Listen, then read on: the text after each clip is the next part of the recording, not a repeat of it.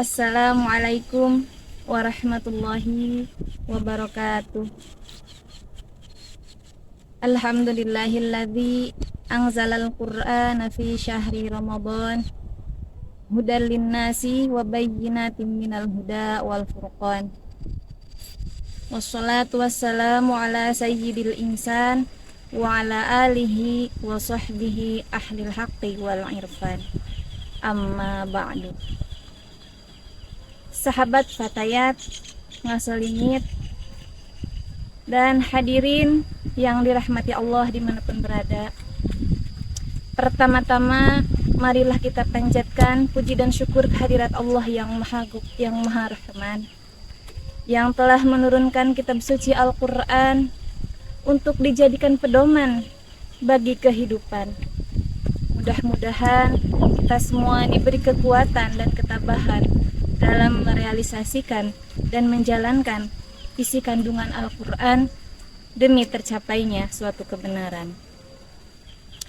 Sholawat beserta salam selamanya tetap Allah limpahkan kepada baginda Nabi Muhammad Sallallahu Alaihi Wasallam, kepada keluarganya, sahabatnya, serta kepada tabi'in tabi'atnya, dan mudah-mudahan sampai kepada kita selaku umatnya.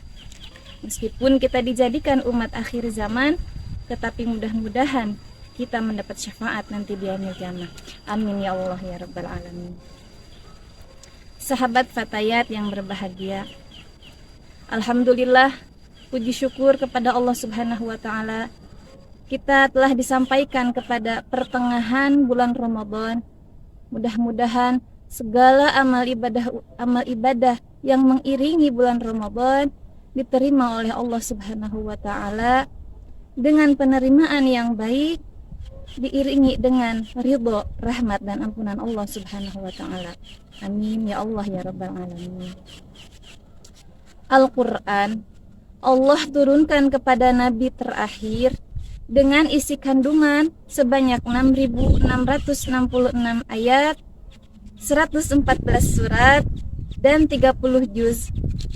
Itu sama halnya dengan kitab-kitab yang turun sebelum Al-Quran, yang mana semuanya turun pada bulan Ramadan, hanya saja berbeda tahun dan harinya. Namun lebih dari itu, bahwa Al-Quran Allah turunkan dari Lauhil Mahfuz, tetapi tidak langsung disampaikan kepada baginda Nabi, tetapi Allah simpan dulu di Baitul Izzah, yaitu langit yang keempat. Dan dari sana Allah memerintahkan malaikat Jibril untuk disampaikan kepada baginda Nabi secara berangsur-angsur. Yang mana yang kita tahu bahwa ayat yang pertama kali turun yaitu surat Al-Alaq ayat 1 sampai 5. Iqra bismi rabbikal ladzi khalaq, khalaqal insana min 'alaq, Iqra wa rabbukal akram alladzi 'allama bil qalam, 'allamal insana ma lam ya'lam. Dan diakhiri dengan ayat al-yauma akmaltu lakum dinakum wa atmamtu 'alaikum ni'mati wa raditu lakumul islam dinan. Pada hari ini telah kusempurnakan untukmu agamamu, dan telah kusempurnakan untukmu nikmatku, dan telah kuridhoi Islam sebagai agamamu. Al-Maidah ayat 3.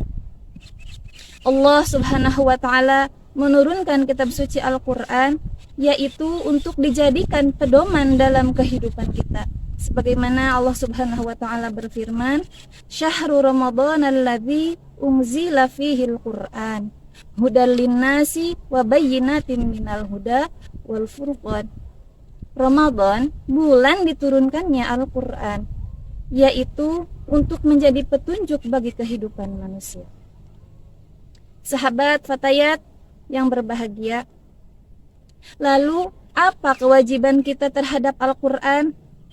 Ada 3 hal yang dapat saya uraikan dalam kesempatan ini. Yang pertama, kewajiban kita sebagai seorang muslim terhadap Al-Quran yaitu sesuai dengan ayat yang pertama kali turun, yaitu Iqra, yang artinya bacalah. Karena walaupun kita memperingati nuzulul Quran diturunkannya Al-Quran setiap tahun, atau bahkan membeli Al-Quran yang paling mahal sekalipun, tapi jika tidak pernah dibaca, maka itu tidak akan menjadi petunjuk jalan kehidupan. Kenapa? Karena semua aturan Allah ada di dalam Al-Quran. Kita akan tahu mana yang hak, mana yang batal, mana yang halal, mana yang haram, ada dalam Al-Quran. Oleh karena itu, di bulan mulia ini, marilah kita sama-sama meramaikan dengan membaca ayat suci Al-Quran, sehingga mudah-mudahan kita semua termasuk ke dalam golongan orang-orang yang mendapat pertolongan. Sebagaimana sabda Rasulullah sallallahu alaihi wasallam, "Iqra'ul Qur'an fa innahu ya'ti yaumal qiyamati syafi'an li ashabih." Bacalah Al-Qur'an karena sesungguhnya dia akan datang pada hari kiamat, akan memberi syafaat atau pertolongan kepada sahabatnya. Siapa sahabat Al-Qur'an? Yaitu orang yang membacanya, menjaganya, dan mengamalkannya. Yang kedua, kewajiban kita sebagai seorang muslim terhadap Al-Quran yaitu i'lam, yang artinya ketahuilah apa yang ada di dalam Al-Quran itu. Karena walaupun kita sering membacanya, menjaganya di tempat yang baik, tapi jika tidak tahu makna isi ayat tersebut, itu pun tidak akan menjadi petunjuk jalan kehidupan kita. Dan yang ketiga, kewajiban kita yaitu if'al, yang artinya kerjakanlah apa perintahnya dan jauhi segala larangannya. Karena sesungguhnya Al-Quran bukan hanya untuk dibaca, juga bukan hanya untuk diketahui maknanya, tetapi juga untuk diamalkannya.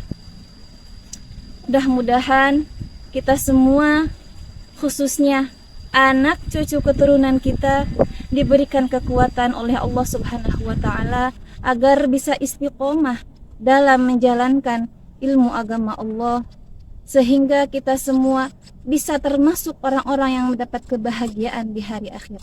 Amin ya Allah ya Rabbal Alamin. Dan yang paling penting, mudah-mudahan kita semua bisa menjadikan Al-Quran sebagai sahabat. Dalam situasi dan kondisi apapun kita bisa dekat dengan Al-Quran. Amin ya Allah ya Rabbal Alamin. Kiranya pembicaraan saya dicukupkan sampai sekian. Kurang lebihnya mohon dimaafkan. Ikan kakaf, ikan patin, mohon maaf lahir dan batin. Wallahul muwaffiq ila aqwamit thoriq. Walhamdulillahi Rabbil Alamin. Wassalamualaikum warahmatullahi wabarakatuh.